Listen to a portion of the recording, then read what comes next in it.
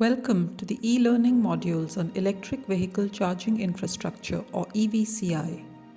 These modules have been developed by MP Ensystems Advisory Pvt Limited with CESL and Electricity Mobility Initiative as knowledge partners. This is the second module in the e-learning series. We'll take you from theory to practice for citing EVCI. Greetings from MP Ensystems. We are a niche sustainability consulting and advisory firm. We work in several sectors, including power sector, transportation, built environment. And our motivation is to promote decarbonization of all of these sectors while making sure that the livelihood enhancement is kept intact. Through this series of modules related to the electric vehicle charging infrastructure, we bring to you some kind of a methodical process to create a deeper understanding of where should we really have the charging infrastructure set up, at what locations, and there are three parameters that we're using to do so. One is the grid interactivity, second one is the convenience of the users, and the third part is about revenue maximization through this entire process. So welcome. I hope you all enjoy this series of modules. Thank you so much. In this module, we will cover EVCI modeling frameworks, analysis and output with reference to the citing exercise undertaken for Goa, Pune and Pimpri Chinchwad. This module will help you understand the process undertaken to suggest and select charging infrastructure locations. A detailed charging infrastructure siting study is needed to support efficient operations of fleets and consumer convenience, and a graded investment strategy for public and private players. Hence, the team developed a framework to create an understanding of EVCI and its applications at three specific geographical locations. The aim of this framework is to ensure the selected locations are convenient to users, minimize impact on the grid, and generate revenue for CI operators. The modeling approach resulted in specific suggestions offered to administrative bodies and implementing agencies such as Convergence Energy Services Limited or CESL to finalize an investment roadmap. Let's start to explore the framework and its analysis in detail for the state of Goa in the upcoming slides. A similar exercise was undertaken for Pune and Pimpri Chinchwad, which we will present as a quick roundup. To establish Goa as a model of international standards for electric vehicle adoption in the passenger and commercial sectors, the Government of Goa has drafted the Goa Electricity Mobility Promotion Policy 2021. The objective of the policy is to promote 30% of annual vehicles registered in Goa starting from the year 2025 to be electric and converting 50% of all ferries to electric also by 2025. The state of Maharashtra aims at electrifying vehicles in the state and to that end has introduced the Maharashtra EV Policy 2021, a revision of the policy introduced in 2018. With an aim to make Maharashtra the topmost producer of battery-powered electric vehicles in India and aiming for electric vehicles to make up of 10% of all new vehicle registrations in the state by 2025, the state government has announced that EVs will be exempt from road tax and registration charges. The model we have developed is intended to be adopted by various stakeholders such as state or city governments, regulators, manufacturers, power utilities, real estate or infrastructure companies, and consumers. The output of the model will allow prioritization of EVCI through demand-based public or private charging hotspots. The intended output will benefit the stakeholders in different ways. The model considers traffic demand management, public parking spaces, electricity grid networks as key inputs to develop EVCI locations. The data inputs are aligned with region-specific spatial infrastructure data such as traffic or road network, along with geographically enabled traffic pattern data such as distance, EV registrations. Based on the current uptake and future projections, there will be an acceleration in EV uptake, resulting in an increase of spatially optimized EVCI annually. Therefore, the framework has been designed as a living document to be used periodically. We have categorized the inputs to the model in 3 buckets mentioned below. A. EV-induced traffic demand management and spatial planning. B. EVCI appropriate electricity grid. And C. EVCI supportive business or revenue models. These 3 data inputs reflect the perceptions of users of the model. In case of a planning authority, category A may have higher prominence, whereas for a grid operator, he would be more interested in category B inputs. As such, model outputs can be developed based on who it is meant for, and the EVCI strategy would vary based on the importance and merit of the data used in the process. Based on these 3 data inputs, the data requirement is divided accordingly. The sources of these data procured are by conducting primary and secondary research by the team itself from government departments, private organizations, and policy documents. Data sets such as road network and administrative boundaries form the base of the modeling input, with an overlay of data such as vehicle counts, current and future projections, traffic hotspots, and existing charging locations, if any.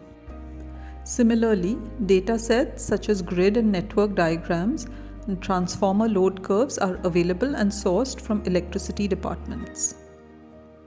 Data sets such as the location of amenities, such as restaurants, cafes, and ATMs are important to plan revenue models which will help the government and the implementing agency to generate revenue. Inputs such as advertising, rentals, renewable energy per unit cost, etc. become important when we plan implementing locations. Here are the main inputs and assumptions of the model. First, grid-specific assumptions.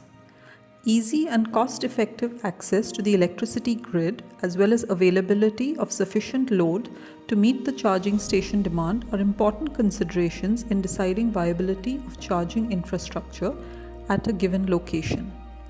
In order to model the grid dependencies, we take into account the location of the grid transformers and their loading pattern that would help determine the load that can be availed for EV charging. For both Goa and Pune, extensive consultations were held with the concerned authorities, and their inputs were incorporated into the model. Charger-specific assumptions.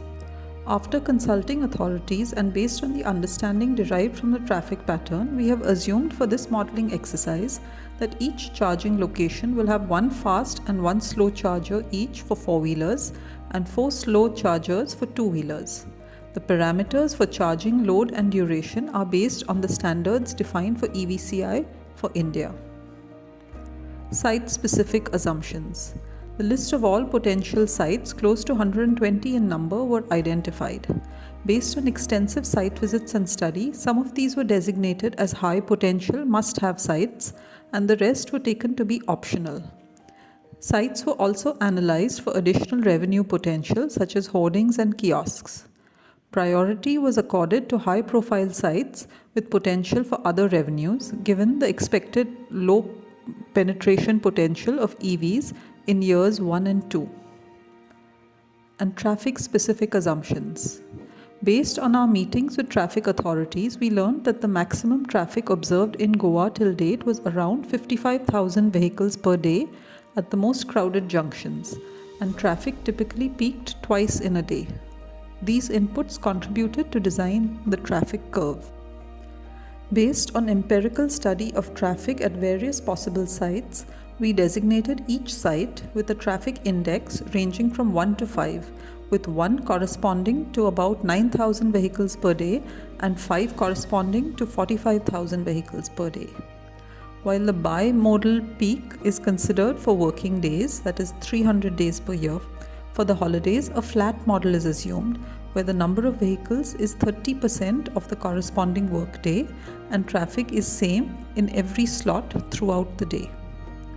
Based on data provided by Goa RTO authorities, it's assumed that 60% of the traffic at each location is contributed by two-wheelers and 20% by four-wheelers. Further, at any junction, it is assumed that 80% of the four-wheelers requiring charging would prefer fast charging, while 20% would prefer slow charging. The table summarizes the EV charging requirement assumptions across the site. The detailed list of input parameters was developed based on these assumptions, and values were fixed based on both standard defined requirements as well as local government data. Based on geospatial and other inputs specified earlier, the module analyzes the potential of a given list of sites and provides various indicators: site utilization, capex, opex, gross margin, and measure of unserviced vehicles. The analysis accounts for EVCI sites in close proximity while analyzing and provides site-wise information.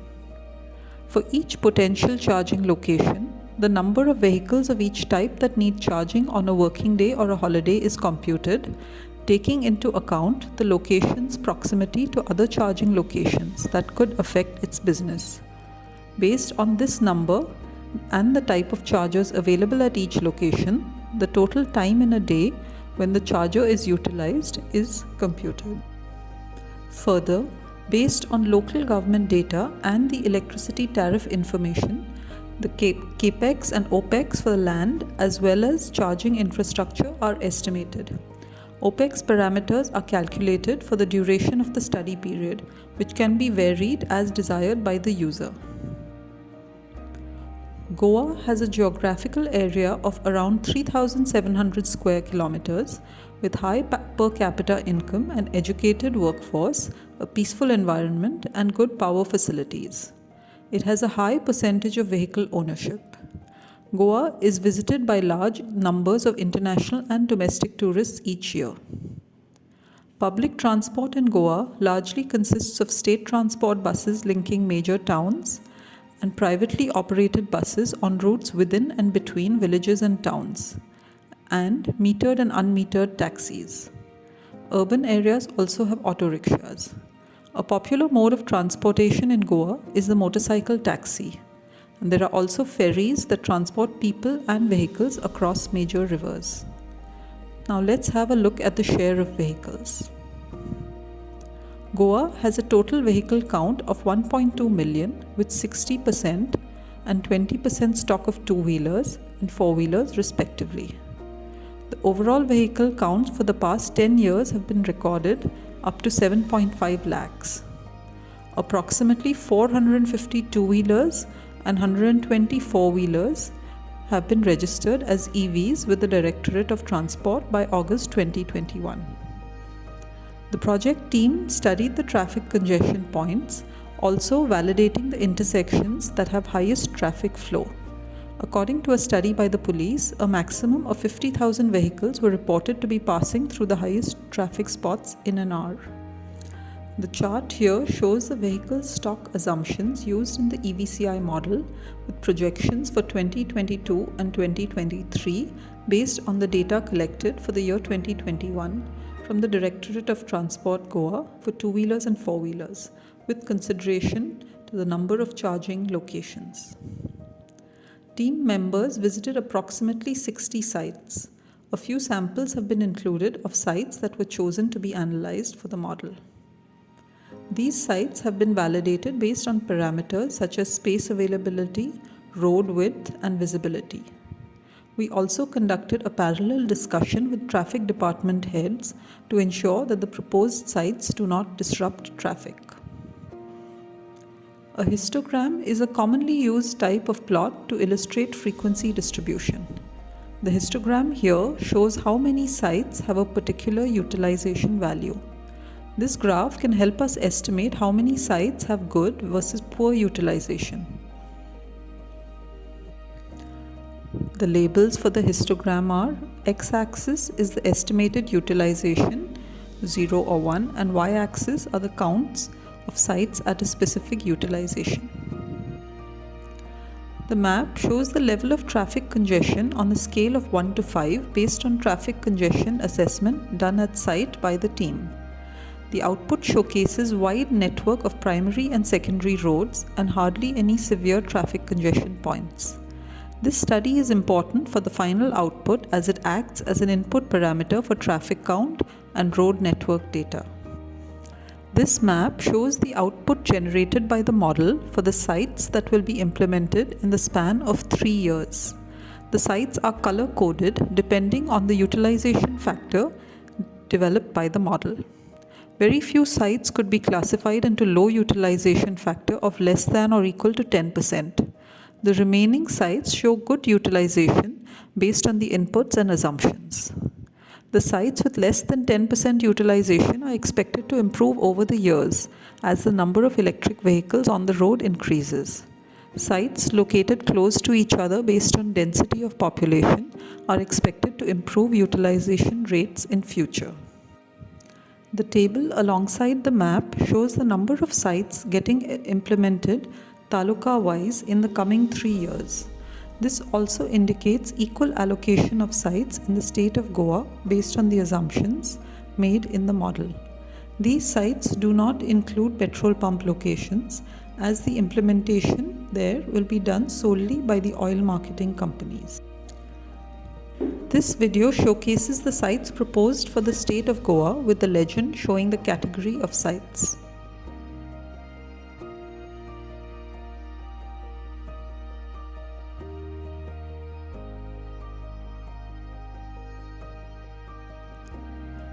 This table explains the analysis undertaken to understand the distance between the proposed locations and the nearest transformers to confirm load availability. The electricity provider may have to upgrade the transformer capacity if available load is insufficient. The team at MP Ensystems conducted several site visits in Goa. The team was assisted by CESL and the Goa Traffic Police Department officials to visit the initial list of locations selected by the CESL team. Aspects such as space, road width, parking, visibility can be seen through the pictures presented on the slides here and are prime parameters for confirming locations for EVCI implementation. The team further presents their analysis of each site with overall qualitative analysis of these locations to understand details for parameters such as parking time, availability, ownership of the site, advertising possibility. The site visits gave a clear understanding on the surrounding traffic scenario and also validated the space availability assumed earlier. In the case of Goa, the team visited approximately 80% of the proposed sites.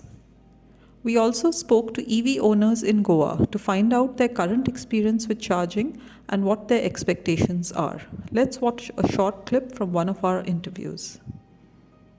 So, if you had any sort of opportunities to charge this vehicle Yes. when you visit for your Of course. site visits? Yeah. No, I'll tell you. I boiled down my problem to a very specific one. Driving within Goa, there's absolutely no problem. Right? Wherever you go, you're back by the night time, and you can charge it at home. Right?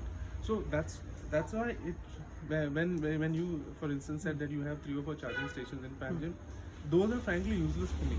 Okay. You don't want charging stations close to your house. Because close to your house, you charge at home. Exactly. You want charging stations so yesterday when I was filling your form, there's a place where you fill which talukas would you like to see charging stations. I chose Pedne, Kankon and Dharbandora. Okay, that's where you have the sites. Not because of that. Even sites is not a problem. See, the problem is the only thing that is not possible with this car right now is out of Goa travel, which I used to do a lot of.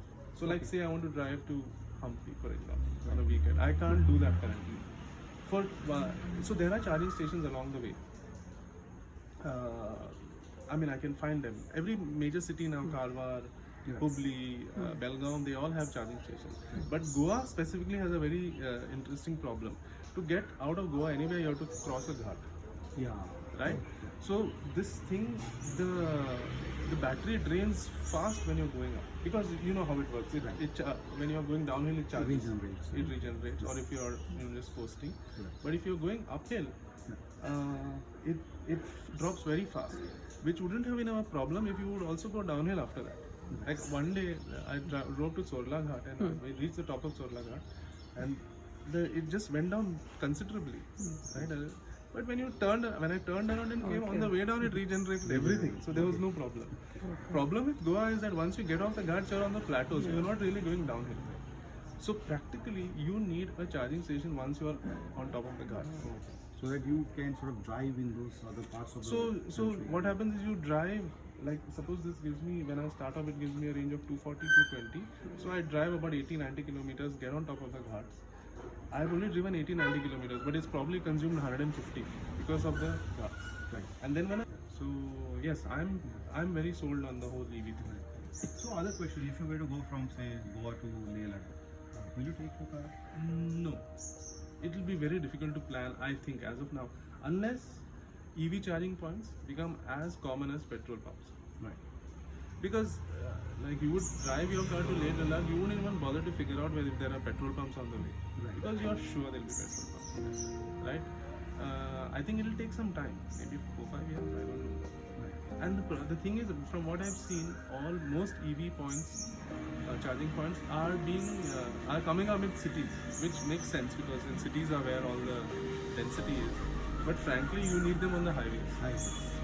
So you need to be able to drive, and then suddenly on the way there's a point with a chai shop and also it's not as quick as, like, you can't just fill it in 5 minutes. You have to wait for half an hour, 45 minutes. So you need to have a restaurant or something. Actually, I don't know, the way, if you are going about it, one of the solutions is maybe to tie up with restaurant owners, because that's the thing, like you charge your car, you sit and have a cup of coffee or lunch or dinner or something.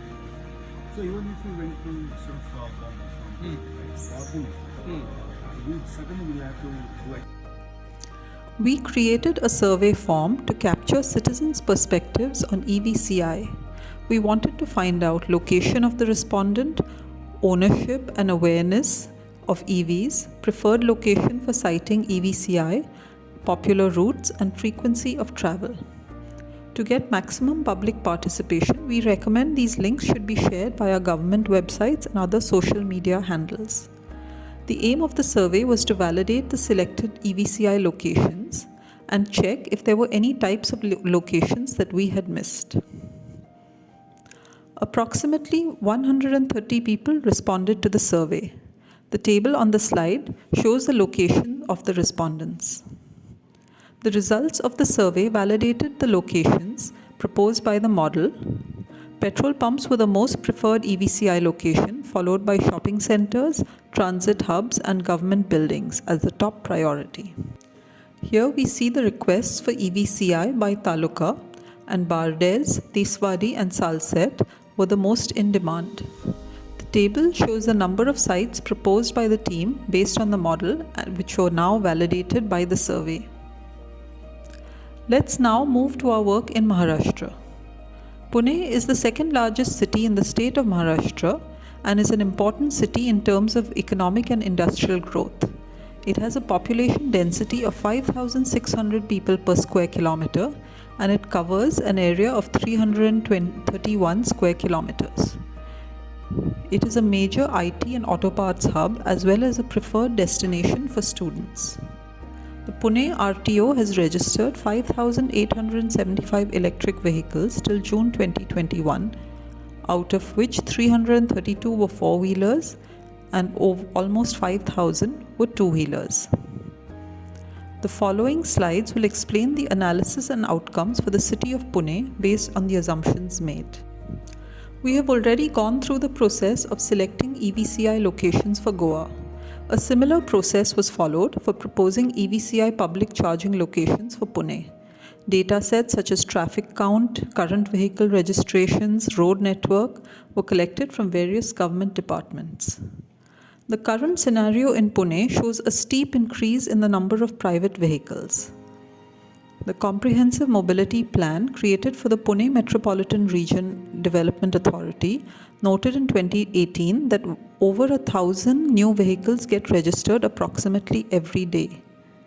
The map on this slide shows the traffic congestion, focusing on dense congestion in the core areas of Pune. Let's look at the utilization factor of potential locations. The blue dots highlight the low utilization coinciding with dense traffic congestion patterns in the core city area. The histogram validates the map because the potential sites being closely placed to each other, showing sites to be unserviced, that is less in use in the initial phases of implementation. The utilization factor of these sites is expected to improve in future years with the rise in electric vehicle usage. The video here showcases the sites proposed for the city of Pune with the legend showing the category of sites.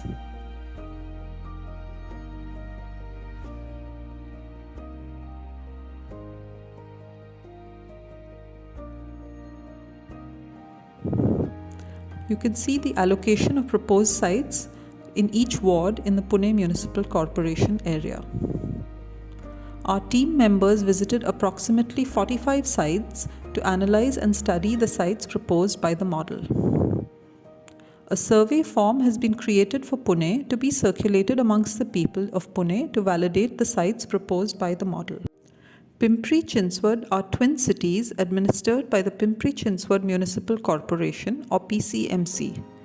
Located in close proximity to Pune, the city is an industrial township.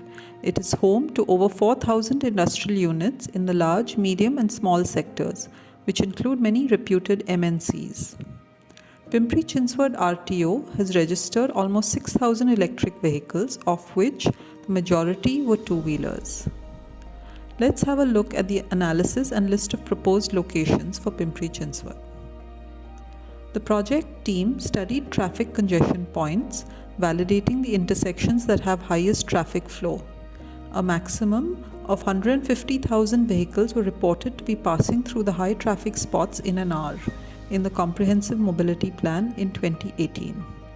The map shows the average congestion of roads in the city. The sites marked in the study area show good utilization overall.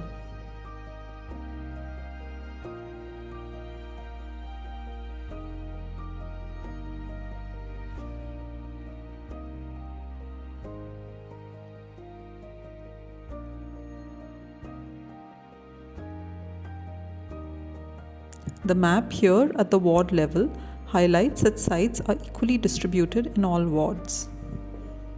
The team visited 50 sites to analyze and study the sites proposed by the model after analysis. The further slides present the detailed qualitative analysis of the locations proposed. The survey form here will help validate the sites proposed by the model. Now let's hear from someone working in the EVCI field in these cities. Hello everyone, I am Deepak Kokate, Head for Southwest Cluster CESL. CESL is a subsidiary of State-owned Energy Efficiency Services Limited.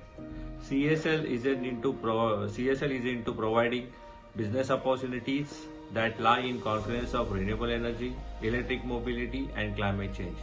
CESL is in talk with Pune, Pimpri-Chinchwad municipal authorities to set up the public charging stations. In partnership with MP Ensystems, we have gathered the data on vehicles, traffic, road networks, land use, GIS maps, all of which have to use as an input to a model to determine the optimal setting of the EV charging station in these cities and along the corridors between them. Both the cities have initiated to set up the EV cells. The municipal authorities at Pimpri-Chinchwad will be undertaking implementation of 50 public charging stations at the sites such as government buildings, government hospitals, public parks, parking lots and parking places. Each charging location will have at least one fast charger and one slow charger for 4-wheelers and 4 charging points for the 2-wheelers. CSL will set up the upcoming charging plazas also across the highways, national highways and the state-owned important highways very soon. Thank you so much. This concludes our module on the EVCI Framework, analysis and examples. Please email us your questions and comments, and do watch our next module on EVCI Planner website created to help cities plan their own EVCI locations. Thank you.